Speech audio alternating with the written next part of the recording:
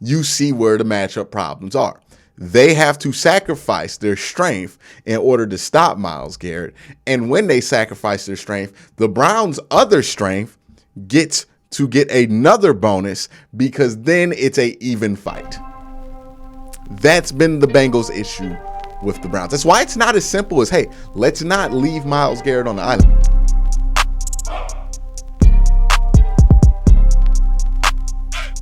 When we talk about this game, right, a lot of us talk about it like it's a mystery, like the Browns like played well against the Bengals for no reason, or that it's like some kind of fluke thing.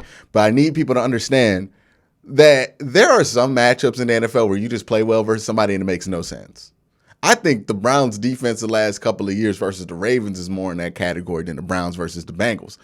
The Browns play well against the Bengals because of a couple systemic reasons with the Cincinnati Bengals, and it starts with Myles Garrett. Myles Garrett has played 6 games in his career since 2017. Remember, they went winless his rookie year. They've lost 1 game against the Bengals with Myles Garrett active on the field. And that was when they went winless, right? They are 5-1 with Myles Garrett on the field, right? And obviously Myles Garrett, when he got to Pro Bowl form, was about 2018. They undefeated with Myles Garrett on the field, right? When Myles Garrett is out there and he's Myles Garrett, the Bengals can't do anything about it. That's the problem. When Myles Garrett is not out there, the Browns are 1-2, right, since 2017. Crazy, right? That's the matchup problem. For the Cincinnati Bengals, the issue is Myles Garrett. And the reason they can't solve that problem is as the years have gone on, they have made it harder for them to adjust out of this issue because of how they built their offense. Now, if that doesn't make sense, please continue to listen. What I mean by that is, in 2017, the Bengals offense has always been a spread, pass-heavy offense, right? A.J. Green getting it to multiple wide receivers and Andy Dalton. That's what it was in 2017. 2018, same deal. 2019, same deal, just a worse version of that same offense. And then you get to 2020, and they have Joe Burrow, and they have T. Higgins, and they have Tyler Boyd. Okay, they're going to spread it out. Then they draft Jamar Chase. The Bengals have a specific style of playing football. It's a spread them out game. Ever since the Bengals have been relevant, and they've been relevant for quite a while, right? They've been a relevant franchise, I would say, or at least a playoff threat as a franchise since 2006, right? At least 2006. And in that time period, they have developed the strategy offensively, which is we're going to play, spread them out, get the ball to our playmakers, right? TJ Houshmandzadeh, Chad Johnson. Then you move on to the next era, and it's A.J. Green and Chris Henry, right, and other guys that filled in that role. And then it became A.J. Green and Tyler Boyd, and then it became Tyler Boyd and T. Higgins, and now it's Tyler Boyd, T. Higgins, and Jamar Chase. The reason that's important is because when you play that style of offense, you're trying to get as many receivers in the field running routes. Now you have to make a sacrifice, right? If you want to go all out on pass protection, you can do that and let 2 guys run routes. It's going to be hard to throw the ball, but you won't get sacked. If you want to get the ball to a wide receiver and make sure somebody's open, you got to go 5 wide or go with 5 receivers, right? Not wide receivers, but five people running routes, right? Somebody's going to be open if you run 5 guys out there with routes. That's just the numbers of football. The question is, will you be able to get the ball to them? Because you're going to let the pass rush through. Well, the reason the Bengals struggle against elite pass rushers, the reason they have struggled specifically against Myles Garrett is because they have to play their style of ball, to play what they want to do, their identity. They got to leave Myles Garrett on the island, right? Because if you give them a chip block, right, a running back chip block, you're sacrificing one guy. If you keep a tight end in, you're sacrificing a guy. If you kick a guard over, you're giving up a one-on-one. They don't have the flexibility as an offense to just not put Myles Garrett on an island. And part of that, why Myles Garrett is left on the island is the design of the offense, right? It's not a bug, it's a feature of the offense. That is what it is. So you're going into this gambling, hey, man, we're going to leave Jonah Williams one-on-one with Myles Garrett. And the big problem for the Bengals isn't just that you're leaving Myles Garrett on the island, is that the dude that you're leaving him on the island with just gets eaten alive by Myles Garrett on a routine basis. And he's not a bad left tackle, so you can't just replace him.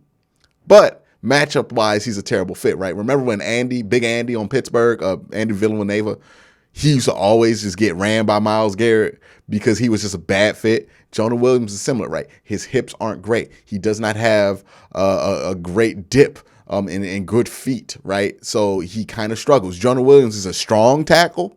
He's not a finesse guy. Myles can be strong enough to get you off your finesse and finesse enough to get you off your strength. That is the problem. And look, I'm not going to lie. Myles Garrett is a matchup problem for like 99% of offensive tackles out there. It is what it is. But,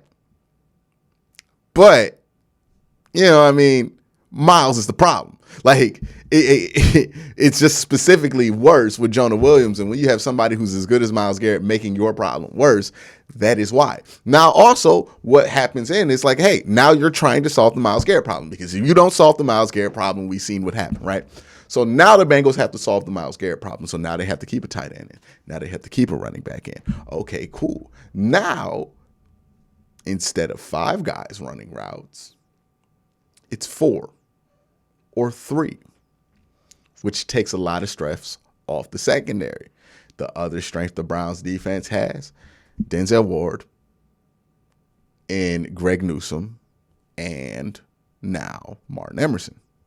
Browns have had decent corners throughout this whole run, right? And now they're able to match up with the corners and the wide receivers. And when Myles Garrett, his presence alone, because of the game plan you're going to run, takes out one route automatically. He takes off a route because you have to think about what you're going to do with him or else. Then you see where the matchup problems are. They have to sacrifice their strength in order to stop Myles Garrett. And when they sacrifice their strength, the Browns' other strength gets to get another bonus, because then it's a even fight. That's been the Bengals' issue with the Browns. That's why it's not as simple as, hey, let's not leave Myles Garrett on the island. I know a lot of Bengal fans default to that. And look, it's generally a good strategy. But when your offense is how your offense is designed for the Cincinnati Bengals, the solution is not that simple. Because, again, leaving somebody like Jonah Williams on the island is not a bug of the off. It's a feature. There's no offensive line coach that's going to fix that as long as this is the system. This is what it is. They run like an air raid, spread them out system. Remember when Baker Mayfield was in this offense? The year before, he had a great offensive line. The year after, he didn't. And a year after he did, and that year he ran that specific offense, he had a terrible offensive line. You know what changed? The offense, right? They got different pieces on the offensive line, but when you have more tight ends on the line of scrimmage, you tend to block better. When you're willing to keep guys in instead of have guys run routes, you play better. When your strength is your run game, you're allowed to have a better pass protection, right? Like, that's how that usually works. But when your strength is wide receivers, either you got to have the best 5 offensive linemen in football, because they're going to be left on the island all day. And if you have anything short of that, it's going to be hard to hide. Especially against these elite guys like Myles Garrett. And that's been the Bengals' number one issue. Now, again, this is not an insurmountable matchup problem. It's just something that benefits the Browns when it comes to their ability to start early and the defense's ability to play better against the Bengals. Ultimately, the Browns still have holes, right? The Bengals can decide that they just want to run it up the middle, and they could be a pretty mediocre run team and still get it on the Browns, because the Browns are one of the worst run defenses in football, right? There are holes that you can exploit, but the Bengals have not been as apt to hit those holes that you can exploit on this defense because of how they're built. And that's been the Bengals' problem when it comes to the Browns. On the other side of the ball, there's some similar matchup issues there as well, even though this is like less obvious than the Myles Garrett one. One, Nick Chubb's really good, and they tend to not play well against Nick Chubb. That's one of those things where it's just like, they should be better against Nick Chubb. They just aren't, for whatever reason. I think confidence comes into that. Once you have had a level of success over a team, you tend to be very confident going into those games, and it just kind of rubs off, right? Also, what the quarterbacking success, Jacoby's had great games against the Bengals, and then you look at what even Case Keenum had a decent game against the Bengals, and then everybody's hoping that Deshaun does, but Baker obviously had an excellent track record versus the Bengals. I think that does more, or has more to do with the Browns' offensive pass style, which is there's going to be a lot of misdirection, a lot of keys. And I think Jesse Bates, I'm not a big fan of Jesse Bates as a safety. And I think Jesse Bates is one of the more easily movable safeties in football. Because yes, there are times where the safety is going to be coached to look at the eyes of the quarterback, and that's part of the play. But Jesse's always looking at the eyes of the quarterback. And if you look him off, he'll bite. That's the thing with Jesse, right? The quarterbacks who don't tend to stare down their targets tend to do well against him, and the ones that don't. That's not like an automatic rule. He's had some good performances against Pat Mahomes, who doesn't stare guys down. But for whatever reason, in this kind of an offense, right, this Shanahan-style offense with a lot of misdirection, it seems like the eyes are the one thing that really gets him out of position out of everything, right? So if you're disciplined with your eyes, you could do it. And we've seen Baker Mayfield have great eye discipline versus Jesse Bates. We've seen Jacoby Brissett do that. We're hoping Deshaun Watson will be able to do that, even though his tape suggests that he will. He's kind of rusty, so who knows? But that's been the matchup issues that the Bengals have had versus the Browns. I wouldn't say the Browns are constructed to beat the Bengals, but if you're let's say the Bengals become the next dynasty or whatever in the NFL, everybody's going to try to build their team like the Browns, because the Browns have just stumbled into a build that the Bengals have a hard time with. Now, that build requires Myles Garrett. And Myles Garrett ain't happening every draft. Like, you ain't just stumbling into a Myles Garrett. And you need somebody who's at least a Myles Garrett, right? Like Micah Parsons is the only other guy I can see that has this issue, that created the same problems, right? These dudes don't grow on trees. They come out like every 5 years. So I don't think it's going to really sweep the NFL by storm. But boy, people are going to try to recreate it, right? But Myles creates a problem for the Bengals because he can wreck the game.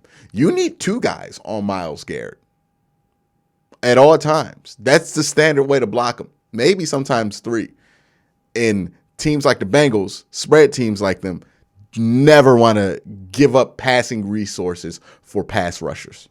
And Myles Garrett puts them in that bind, and it puts that offense in an awkward position. Forgive me, but that's what I wanted to clear up about this matchup and why I think the Bengals do not match up well with the Browns. Now, does that mean the Browns are going to be guaranteed to win? I don't know. There's a lot of about this game, right? Deshaun Watson was rusty. I don't know how ready he is going to be to go, but he's going to have to knock off that rust. This is part of the process, and it's going to be better for the team long run if he does do that. The defense in general has just not been able to be trusted. The Bengals are playing well. There's a lot of, I don't know, this feels like this is the one the Bengals win in this game. But the matchups are the matchups at the end of the day, and that's just why I wanted to focus on right here. But you guys let me know in the comment section below what you guys think. Thank you for watching. Have a great day. Have a good night.